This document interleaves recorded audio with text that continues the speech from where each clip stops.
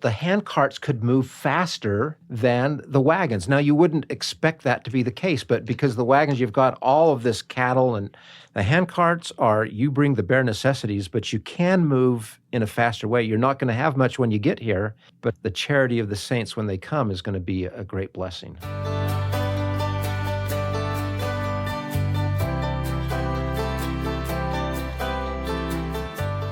Welcome to the Saints Podcast. I'm Ben Godfrey.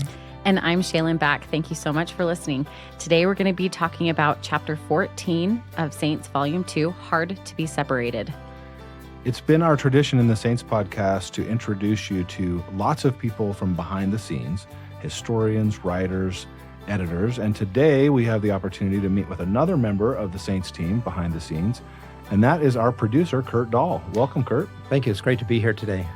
Kurt has been our producer on all of the Saints podcasts. He's had an opportunity to read Volume 1 and Volume 2, and we have some really cool family connections in Chapter 14 that we're excited to discuss with you today, Kurt. Our story starts off with Jacob and Anne Eliza Sechrest, and maybe you could just remind our listeners where we are in the story, where's Jacob, where's Anne, and how are they trying to get back together? Well, the listeners will remember that Jacob left on his mission and Anne was pregnant with their child, and they exchanged a letter on the plains to figure out what the name of the child was going to be. And so you think of this great missionary who's going out and you expect that he's going to come back and have this great reunion. And he does come back. He's been on his mission for 3 years, and they haven't heard from him in 9 months. She sent letters to London. She sent letters to Switzerland because they don't know exactly where he's at. Can you imagine that, having your missionary be gone for 3 years and not know where they're at? Right. I think it's hard for us to even imagine a little bit. As bad as Postal Service was, like when I served my mission, it certainly wasn't 3 years. And today, with just text and email and even missionaries being able... You can video chat every week. Yeah. It's incredible. Yeah. So it's kind of hard to just put ourselves back in that time that Anne Eliza really doesn't even know where her husband is. But now he's on the trail. He's on the trail. He's brought a group of about 400 Scandinavian saints, and they have left and they have gone. They sailed across the Atlantic and they land in New Orleans. They take a boat up the Mississippi River, up to the Missouri to Fort Leavenworth in Kansas, and then they get to Mormon Grove, which is also in Kansas. This is a place where sometimes they stop and they earn some money and they get outfitted for the journey. And I loved it in the book. It says that there weren't a lot of deaths along the plains, but here, for whatever reason, in Mormon Grove, there was an outbreak of cholera, and Jacob Sechrest dies from cholera. For me, it has a personal note in the fact that my great-great-grandfather was in that company. They arrived at Mormon Grove, and my great-great-grandfather's brother was also one of those who got cholera and died in Mormon Grove. Wow. And so it puts a real personal perspective on it when you think of these pioneers coming over that maybe it was just more of a vacation for them. I don't think anybody really thinks that. Right. But what a stressful thing. And so Jacob Sechrest, who's leading this, now turns it over to Noah Gaiman, and he then leads the party into the Salt Lake Valley. But a real tough time when you think about Jacob and Anne being separated and not ever being able to be reconnected in this life. Well, and she received a letter from him, after his death, that had been delayed, obviously. And didn't it describe some gifts that he had for the children? Yeah, this was particularly touching to me, that he had collected these little swords for his little boys. And of course, he didn't get to deliver them, but they were delivered. And in fact, the company had so much great respect for Jacob Sechrest that they wanted to bring his body back from Mormon Grove to the valley so that he could be at least mourned in a proper way. But obviously they didn't have the means to keep it preserved, and so he was buried on the trail. And this is incredible from Anne Eliza. She says, "It looks hard to be separated from those that we love most dear on earth. But when I contemplate what they are sent for, even to assist in rolling forth the kingdom of God, I have no cause to complain or murmur."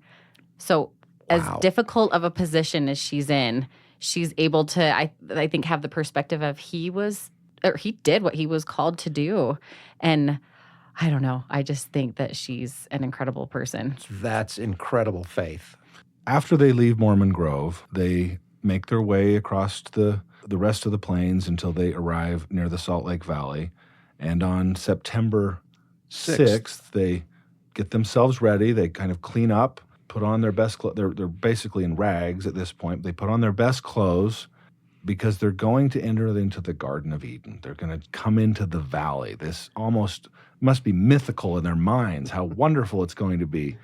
And what did they see, Kurt? They found desolation, and they found grasshoppers by the boatload. As far as the eye can see, can you even imagine? In Utah, there's been a little bit of an influx of grasshoppers in this summertime, but I can only imagine what the entire valley would look like just being covered with grasshoppers. And these are people who came from pretty lush Scandinavian countries, and Right. I can only imagine what they must have thought when they saw what they're going to be living in. I'm sure it was a bit of a shock for them and for others who came along, that it wasn't quite yet the blossomed rose as it would be eventually come to be, prophesied and come to fruition. But a difficult first look into the valley. Kurt, as you were reading the chapter, and we were talking before we started our session today, you were reading that the day that this company entered the valley, and it sparked a memory of something you had read. Can you share with our listeners a little bit about that? Yeah, so my great-great-grandfather, who was part of that company, as it says that they left Mormon Grove and they finally got to the valley, in the book, it says that on the 6th of September, they camped just outside of the valley, and that's when they decided they were going to wear their best clothes and get all dressed up and everything. And then it said on the 7th of September, they came into the valley. As I was reading the biography of my great-great-grandfather, it says he arrived in the valley on September 7th, 1855. And so That it's is just so cool. it's just amazing that those details are so true. Everything in the book Saints, of course, has documents to prove it. And yet here in my own family, I've got a document that suggests exactly the same thing. I loved it when you shared that story, because I think there's many, many church members who will have similar experiences, that they'll be able to reconnect with family details. And even for those of us who don't necessarily have pioneer ancestors, it's wonderful as we are adopted into this great tradition, this great legacy we have of our pioneer forebears. And Kurt, your ancestor, did you say he was baptized by Johann Dorius? He was baptized by Johann Dorius. Okay, so Johann Dorius has family members in this company as well. Can you tell us about their story? Yeah, so Johann has ancestors in this. In fact, it's his father, Nikolai. And Nikolai has 3 daughters with him on this trip. And 2 of these daughters pass away before they get to the valley. And Nikolai's wife is still in Denmark at the time and has not joined the church yet. But Nikolai comes over, and 2 of the daughters pass away. But it's those trials that cause us to just think the faith of these people were remarkable. We have another couple that is moving back into the story, and that's George Q. Cannon and his sweetheart, Elizabeth Hoagland. Tell us a little bit about their story and what happens here in chapter 14. Well, it's great. George Q. Cannon, of course, is a great name in the early church history. Returned from Hawaii, and one of the first things he wanted to do was to marry his sweetheart, Elizabeth Hoagland. And so the temple wasn't built yet. It was being constructed. But the saints needed a place where some of those ordinances could be performed while they were waiting for the temple. And so we know from previous chapters that some of those ordinances were taking place on Ensign Peak. But then they built a house called the Endowment House. And in the Endowment House, they were able to participate in endowment, participate in sealing. It was just recently dedicated when George Q. Cannon married Elizabeth Hoagland. And then they were immediately called to go to San Francisco to print the Book of Mormon in Hawaiian, which he and Jonathan Napala had translated. So he takes his new bride, and they go on a mission together to print and publish the Book of Mormon so they can take it to Hawaii.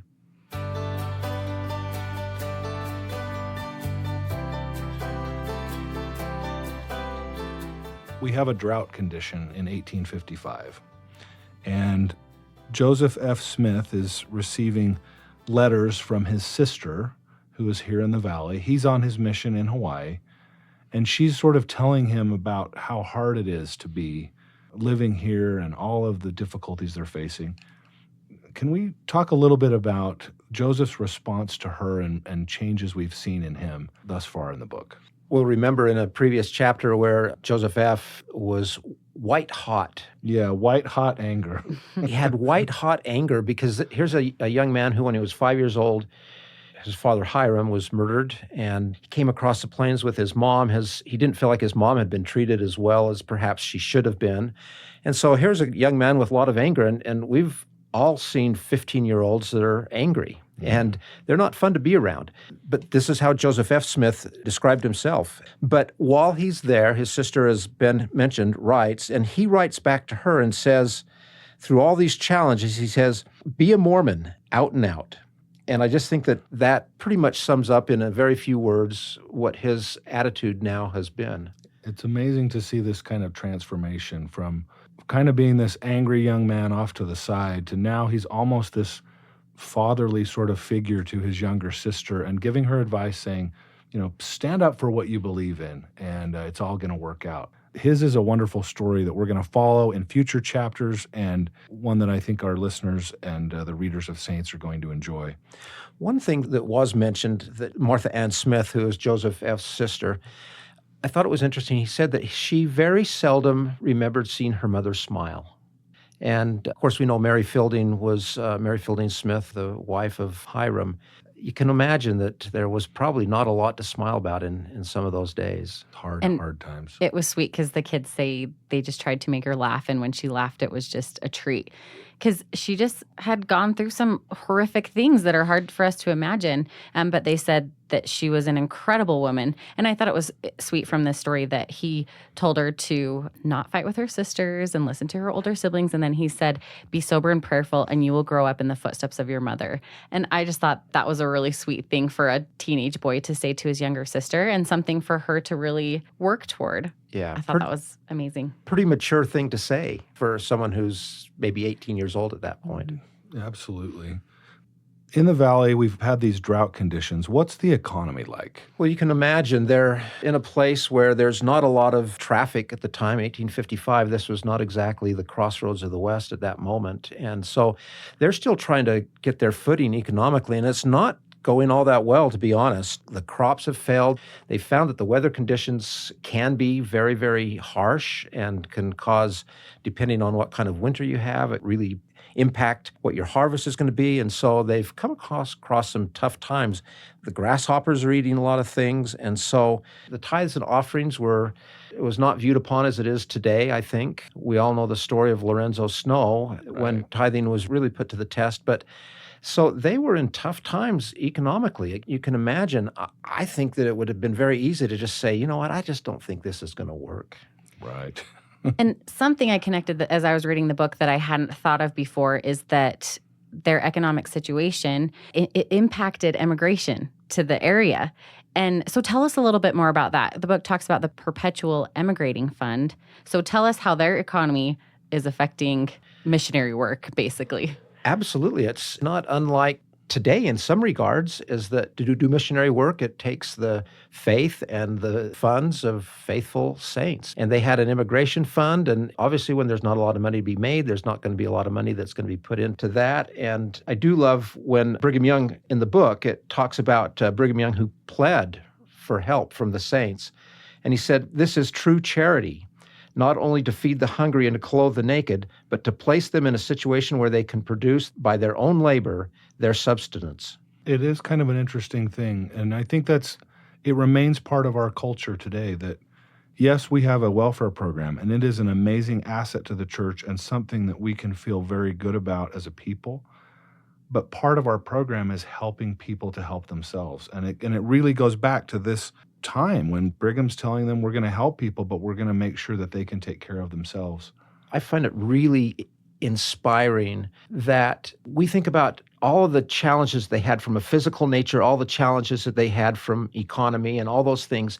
And yet, really at the core of everything was their testimonies of Jesus Christ. And when they talk about charity, they're talking about the charity of Christ. No matter what circumstance we might find ourselves in, it does come back to that. And they were great examples of that. Absolutely. Part of the situation, as you were bringing up, Shaylin, this perpetual immigrating fund provided assistance whereby new converts could come, and it was not inexpensive to outfit a company. In fact, in order to get a wagon, a team, and it wasn't just the team pulling, you had many cattle that you were bringing along with you, and all the supplies basically that you're going to need because you're leaving civilization behind. And the saints don't have the funding necessarily. The people that are converting don't have a lot of money. They're poor. They're leaving the things that they do have and, following the invitation to gather in Zion. So a new idea comes up here, an idea that sometimes is hard for us to understand. But in this context, it sort of finally clicked for me about why this would be tried. So first of all, let's play a little clip here from the book where we can learn about this new idea to come across the plains. Let all the saints who can gather up for Zion and come while the way is open before them, the first presidency declared. Let them come on foot with handcarts or wheelbarrows. Let them gird up their loins and walk through, and nothing shall hinder or stay them. This idea for handcarts, why? And I'll tell you what I think, but what do you guys think about why would they do this? One of the things that I found interesting is that the hand carts could move faster than the wagons. Now, you wouldn't expect that to be the case, but because the wagons, you've got all of this cattle, and they're actually bringing a lot of goods with them.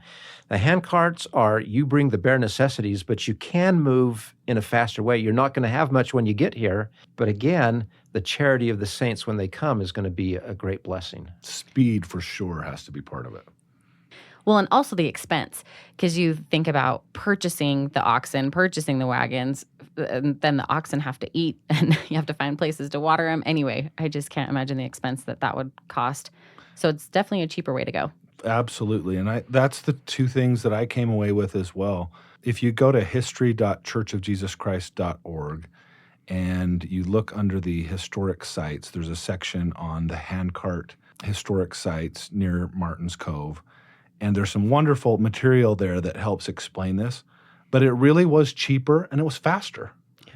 And as weird as that sounds to us, a lot of the people, from what I've now understand, even those that came in wagon trains, it was uncomfortable to ride in those things. It's not like they had shocks that were good. Mm-hmm. So they actually walked alongside anyway.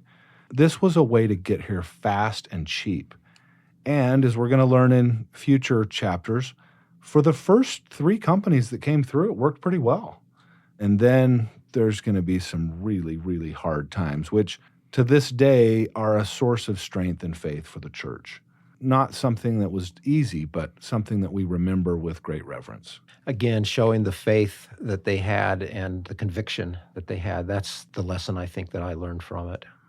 Well, Kurt, thank you so much for joining us today and for sharing such personal insights, especially with regards to your ancestors. Thank you. It's been great to be here.